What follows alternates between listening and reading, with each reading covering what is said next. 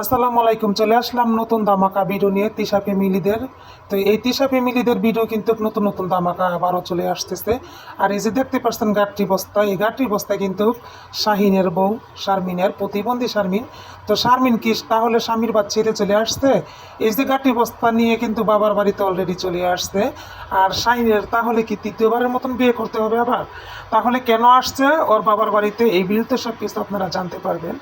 আর এই যে গাঠরি বস্তা, এই গাঠরি বস্তা নিয়ে কিন্তু ওই বাবার বাড়িতে চলে আসছে। প্রতিবন্ধী শারমিন এই ভিডিওতে কি বলছে তাহলে শুনতে পারবেন।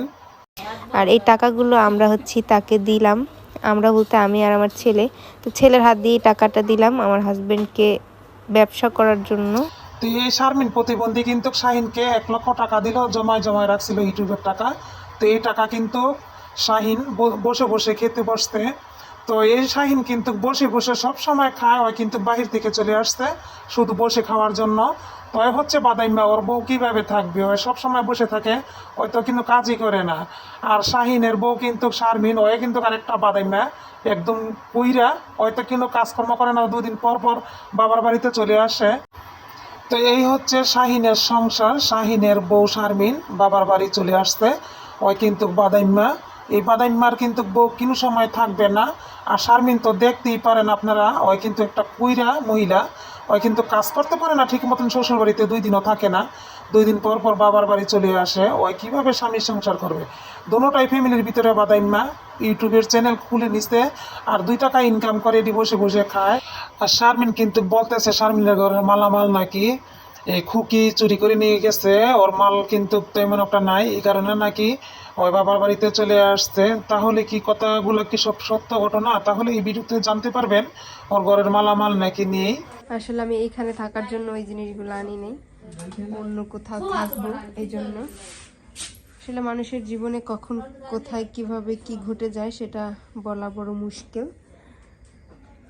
চেষ্টা করলেও অনেক সময় অনেক কিছু হয় না, হাজার চেষ্টার পরেও সেটা নষ্ট হয়ে যায়। তো আমার ক্ষেত্রেও সেটাই হয়েছে, কিছু করার নাই।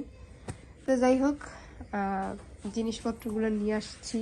আমি দূরে কোথাও চলে যাইতেছি, আর সেইখানে নিজের মতো করে ভালো থাকার চেষ্টা করব।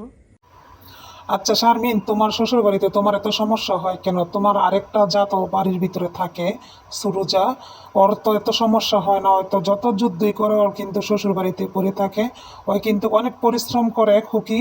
তুমি কিন্তু অনেক কাজে কিন্তু অনেক ফাঁকি দাও। তোমার শ্বশুর বাড়িতে থাকতে গেলে কিন্তু তোমার ননদদেরকে, শ্বশুর শাশুড়িকে করতে হবে, এই কারণে তুমি 2 দিনও শ্বশুর বাড়িতে থাকতে পারো না, তোমার বাবার বাড়িতে চলে আসো। অন্য কোথাও থাকার চেষ্টা করব, আমার ছেলেটাকে ভালো করে মানুষ করার চেষ্টা করব, বড় করার চেষ্টা করব। এখন কি তোমার ছেলে কি মানুষ হইতেছে না, বড় হইতেছে না, ছোটই থাকে নাকি? এই কারণে তুমি অন্যদিকে চলে যাবে। তুমি তো কামসুন্নি একটা শারমিন, বুঝছো? তুমি কিন্তু প্রতিবন্ধী, তুমি তো কামসোর, এই কারণে শ্বশুরবাড়িতে 2 দিনও থাকতে পারো না। আর তুমি যেমন কামসোর, তোমার হাজবেন্ডও কিন্তু কামসোর, বুঝছো? 2 কামসোর কিন্তু একসাথে। শারমিন কেমন ভদ্র ফ্যামিলির একটা মেয়ে, ওর বাবা কিন্তু শিক্ষিত, ওর পরিবারটা পুরাটাই শিক্ষিত একটা ফ্যামিলির মেয়ে।